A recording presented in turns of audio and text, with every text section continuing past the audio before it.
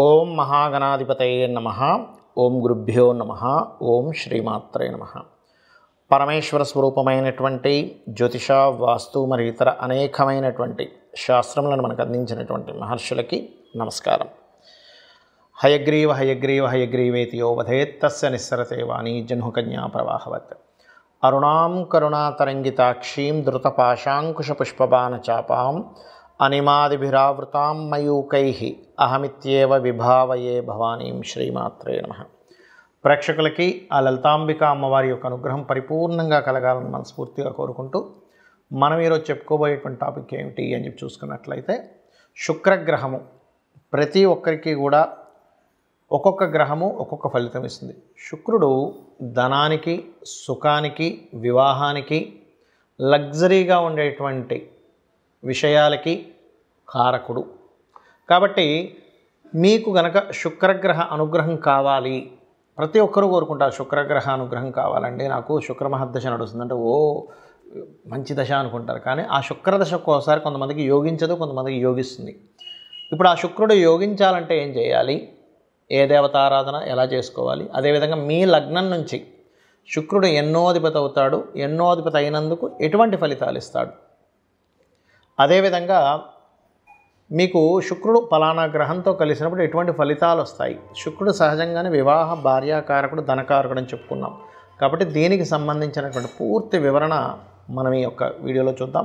అయితే ఈ విషయాలు ఏవైతే ఉన్నాయో చెప్తుంది నేనైనప్పటికీ కూడా చెప్పేస్తుంది సాక్షాత్ లలిత అమ్మవారిగా భావిస్తూ ఒక్కొక్క లగ్నము, లగ్నం తెలియని వారి రాశి నుంచి మనం చూసుకుందాం.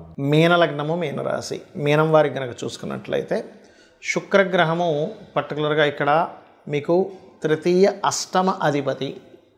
తృతీయ అష్టమాధిపతి అయినప్పుడు ఏమవుతుందంటే, శుక్రుడు బాగున్నాడు అనుకోండి ఇంక తిరుగుండదు. అంటే అలాగా చాలా సునాయాసంగా మనం చూస్తూ ఉంటాం. పలానా ఒక ల్యాండ్ విషయంలో ఆయన మధ్యవర్తిగా ఉన్నాడండి, జస్ట్ ఆయన ఒక ఫోన్ కాల్ ద్వారా కొన్ని లక్షలు కలిసి వచ్చేసే, కోట్లు కలిసి వచ్చేసే అని వింటూ ఉంటాం. అంటే ఏమిటి, ఇక్కడ ఈ శుక్రుడు విపరీత రాజయోగాన్ని పొందుండాలి, లేదా నీచభంగ రాజయోగాన్ని పొందుండాలి శుక్రుడు, అప్పుడు జరుగుతాయి అవి. లేదా శుక్రుడు మంచి పొజిషన్లో ఉండాలి, ఎక్కడా కూడా పాపగ్రహ సంబంధాలు రాకుండా ఉండాలి. అప్పుడు ఇంకా ఒక్క మాటతో ధనం రావడం, ఒక ఫోన్ కాల్తో కలిసి రావడాలు జరుగుతూ ఉంటాయి. నేను ఇట్లాంటి కేసెస్ చాలా చూసాయి, ఇలాంటి జాతకాలు. కానీ ఇదే శుక్రుడు కనుక పాడయ్యాడు, వీళ్ళు వెళ్ళి మధ్యవర్తిగా వెళ్ళి ఇరుక్కొని అక్కడ పోగొట్టుకుంటూ ఉంటారు. ఆస్తులు అంటే పూర్వీకుల ఆస్తులు పోగొట్టుకోవడం, మీ యొక్క సిగ్నేచర్ ఇంకెవరో 40 చేసి మీ ఆస్తులు అమ్మేసుకోవడం, మీ తాతగారు ఆస్తులు అమ్మేసుకోవడం, అన్నదమ్ములతోనే ఇబ్బందులు రావడం, అన్నదమ్ములు సహకరిస్తారనుకుంటే వాళ్ళే మీకు ఇబ్బందులు క్రియేట్ చేయడం జరుగుతూ ఉంటుంది. ఎందుకంటే శుక్రుడు మీకు 3, 8 అధిపతి. అన్నదమ్ములు, అక్కచెల్లెలకు కారకుడు. ఇన్సూరెన్సెస్ సరైన సమయంలో ఇన్సూరెన్సెస్ కట్టకపోవడం వల్ల, లేనట్లయితే ఒక్కోసారి ఏమవుతుందంటే సుఖ వ్యాధులు వస్తుంటాయి కొంతమందికి. చూడండి, గైనికల్ ఇష్యూస్ రావడం లేడీస్కి, లేనట్లయితే కొన్ని ఇట్లాంటివి జరుగుతూ ఉంటాయి. ఇవి చూసుకోవాలి. సరే, ఇక్కడ మీకు ఇబ్బంది అవుతుంది, శుక్రదశ వచ్చినప్పటి నుంచి ఇంకా నాకు ఎక్కువగా కమ్యూనికేషన్స్ ఇబ్బందులు పడ్డాయి, అన్నదమ్ములతోనే, అక్కచెల్లెలతోనే, ఎక్కువగా అక్కచెల్లెలతో ఇస్తూ ఉంటాడు. ఎందుకంటే శుక్రుడు స్త్రీకారకుడు కాబట్టి జరుగుతున్నాయి అన్నప్పుడు మీరు ఒకటే గుర్తుపెట్టుకోండి, మీ యొక్క శుక్రరాశుల్లో ఏ గ్రహాలు ఉన్నాయో చూసుకోండి. అంటే వృషభంలో, తులలో ఏ గ్రహాలు ఉన్నాయో చూసుకొని ఆ గ్రహాలకి దీపారాధన చేయండి. అలా ఆ గ్రహాలకు దీపారాధన చేస్తూ మీరు నిత్యము కనుక తెల్లటి పుష్పాలు తీసుకోండి. తెల్లటి పుష్పాలు తీసుకుని ఒక్కొక్క పుష్పం వేస్తూ అమ్మవారి ఆరాధన, అంటే లక్ష్మీదేవికి అనుకుంటే లక్ష్మీ ఆరాధన, లక్ష్మీ అష్టోత్తరం చదువుకుంటూ చేయండి, లేదా లలితా సహస్రనామాలు చదువుకుంటూ చేయండి. ఇవన్నీ నాకు తెలియవు అనుకుంటే ఓం శ్రీమాత్రే నమః అనుకుంటూ తెల్లటి పుష్పం ఒక ఇన్ని పుష్పాలు తీసుకోండి, లెక్కేం పెట్టకండి. లేదా 108 తీసుకుంటానంటే 108 తీసుకొని ఓం శ్రీమాత్రే నమః లేదా లక్ష్మీ అష్టోత్తరాలు చేసుకుంటూ చేయండి. ఖచ్చితంగా మీరు బయటపడడం జరుగుతుంది. శుక్రుడు పాడైతే ఒకటే గుర్తుపెట్టుకుంటే యాక్సిడెంట్స్ కూడా అవుతాయి. కాబట్టి మీకు శుక్రుడు పాడయ్యాడు, యాన్స్టస్ ప్రాపర్టీ మీ పేరు మీద ఉండకూడదు, వాహనం మీద వెళ్ళేటప్పుడు కాస్త స్లోగా వెళ్తూ ఉండండి, ఈ జాగ్రత్తలు తీసుకోండి.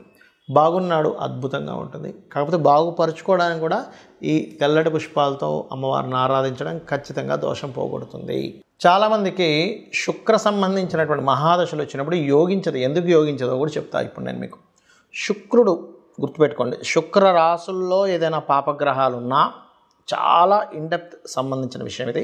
శుక్ర రాశుల్లో పాపగ్రహాలున్నా శుక్రుడిని పాపగ్రహాలతో కలిసిన శుక్రదశ యోగించదు. అప్పుడు మనం ఏం చేయాలి అంటే చాలా సింపుల్.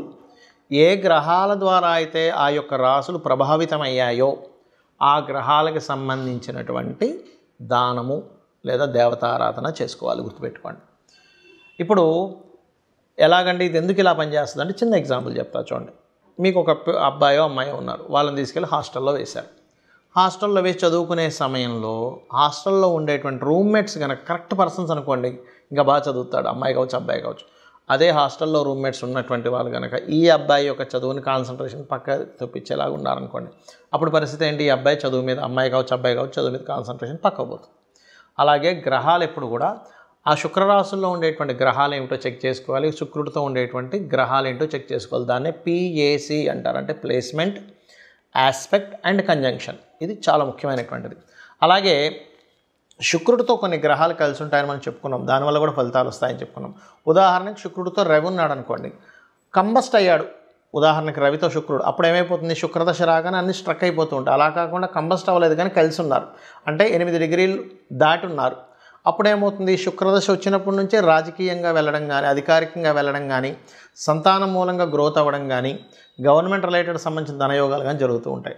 అదే శుక్రుడు చంద్రుడితో కలిసి ఉన్నాడు, అప్పుడేంటి? కళారంగ సంబంధంగా వెళ్ళడం, మాటిమాటికి మార్పులు, అంటే ఒకే దగ్గర ఉంటే మీకు యోగించదని మీరు అర్థం చేసుకోవాలి. శుక్రుడు రాహుతో ఉన్నాడు అనుకోండి, అప్పుడు విదేశీ సంబంధంగా ఆన్లైన్ రిలేటెడ్ మూలంగా ధనయోగం వస్తుంది. అయితే ఇక్కడ ఏంటంటే ఆ శుక్రుడు రాహు ఉన్నటువంటి ప్రదేశంలో ఇంకేదైనా పాపగ్రహం ఉందా ఈజ్ మోస్ట్ ఇంపార్టెంట్. అదేవిధంగా శుక్రుడు కేతు ఉంటే కనుక లక్ష్మీ గణపతి ఆరాధన చేసుకుంటూ కేతుగ్రహం దగ్గర శుక్రగ్రహం దగ్గర దీపారాధన చేసుకుంటే యోగిస్తుంది. కాకపోతే ఈ శుక్రకేతు కాంబినేషన్ అనేటువంటిది ఆధ్యాత్మికంగా వెళ్ళేటువంటి వారికి, అంటే పౌరహిత్యం చేసేటువంటి వారికి ఇబ్బంది ఉండదు, వాళ్ళకి ఆ రూపంలో డబ్బులు అనేటువంటివి వస్తూ ఉంటాయి. సాఫ్ట్వేర్ రిలేటెడ్ సంబంధంగా కూడా ధనయోగం రావడం జరుగుతూ ఉంటుంది.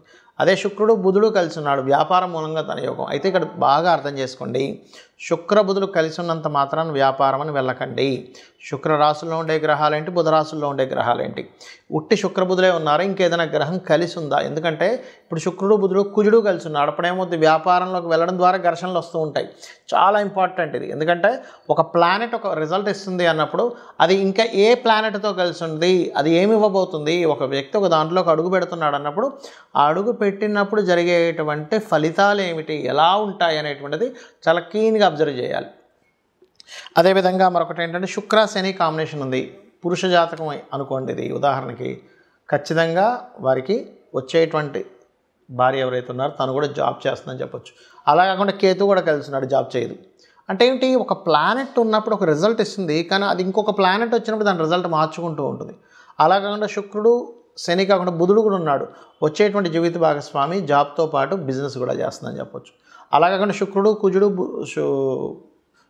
మన శని ఉన్నారు, అప్పుడేంటి? వచ్చేటువంటి జీవిత భాగస్వామి కాస్త అగ్రెసివ్గా ఉంటుంది, స్ట్రైట్ ఫార్వర్డ్నెస్గా ఉంటుందని చెప్పొచ్చు. అంటే ఏంటి? శుక్రుడు వల్ల మనం వచ్చేటువంటి జీవిత భాగస్వామి ఎలా ఉంటుంది, తను ఏం చేస్తుంది, తన యొక్క స్వభావం ఏమిటి, తను వచ్చినప్పటి నుంచి వీళ్ళకు ఉండేటువంటి లైఫ్లో ఎటువంటి చేంజెస్ ఉంటాయి. ఒకవేళ ఏదైనా దోషం ఉన్నట్లయితే ఇది వివాహానికి కూడా చూపిస్తుందని చెప్పుకున్నాం మనం. ఒకవేళ వివాహ సంబంధించిన దోషం ఏదైనా ఉన్నట్లయితే దానికి సంబంధించింది ఎలా చేసుకోవాలి, ఎందుకంటే శుక్రగ్రహం పర్టికులర్గా మీకు అది డ్యూయల్ సైన్లో ఉంటే ఒక రిజల్ట్, ఫైరీ సైన్లో ఉంటే ఒక రిజల్ట్స్, చర్రాసులు ఉంటే ఒక రిజల్ట్స్ అనేవి ఇస్తూ ఉంటాయి. శుక్రుడు అబ్జర్వ్ చేసే వివాహ జీవితం ఎలా ఉంటుందో చెప్పొచ్చు. సప్తమ స్థానాన్ని 12వ స్థానాన్ని అబ్జర్వ్ చేసుకొని ఎటువంటి ఫలితాలు వస్తాయి. ఒకవేళ శుక్రుడు గురువుతో ఉన్నాడు, గైడింగ్ నేచర్ ఉండే జీవిత భాగస్వామి వస్తుంది. అంటే ఏంటి? తను ప్రతిదీ చూసుకుంటూ ఉంటుంది. ఆ రకంగా ఏంటంటే మనం అసలు శుక్రుడు ఉండేటువంటి స్థితి ఏమిటో అనేటువంటి చూసుకోవాలి. కుజుడితో ఉన్నాడు, ఫైరీ నేచర్. అలా ఒక్కొక్క దాన్ని బట్టి ఇప్పుడు అదే కుజుడు కనుక బాగా పాడైపోయాడు, అప్పుడు ఏమవుద్ది? జీవిత భాగస్వామికి మాటిమాటికి ఏదో యాక్సిడెంట్స్ అవ్వడము, మిస్క్యారేజ్ అవ్వడము, లేకపోతే ఆపరేషన్స్ అవ్వడం, ఇట్లాంటివి జరుగుతూ ఉంటాయి. కాబట్టి ఏంటి? ఇక్కడ ఈ శుక్ర గ్రహం యొక్క ప్రభావం తగ్గాలంటే ఒకటే గుర్తుపెట్టుకోండి, శుక్రుడు ఏ గ్రహాలతో కలిసి ఉన్నాడు, ఏ పాపగ్రహాలతో కలిసి ఉన్నాడో ఆ గ్రహాలకు దీపారాధన చేయండి, ఆ గ్రహాలకు సంబంధించి దానం ఇవ్వండి. Point number 1. రెండవది, శుక్రుడు బాగా యోగించాలంటే గణపతి, లక్ష్మీ గణపతి ఆరాధన చేసుకోవాలి. లలితా సహస్రనామాల యొక్క శ్రవణము పఠనము చేయండి. అదేవిధంగా వీలైనంత మట్టుకు శక్తిదేవత ఆలయాలకు ఎక్కువగా సందర్శిస్తూ ఉండండి.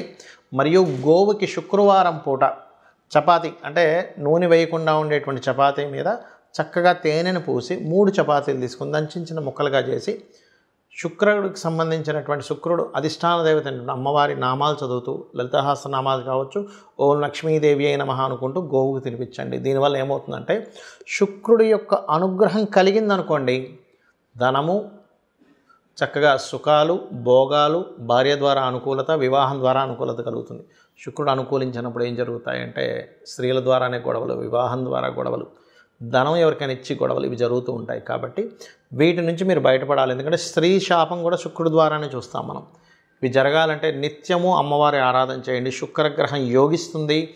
తద్వారా మీ యొక్క జీవితంలో సుఖము, సంతోషము, ధనప్రాప్తి అన్నీ కూడా కలుగుతాయి. కలగాలని మనస్ఫూర్తి కోరుకుంటూ శ్రీమాత్రే నమః.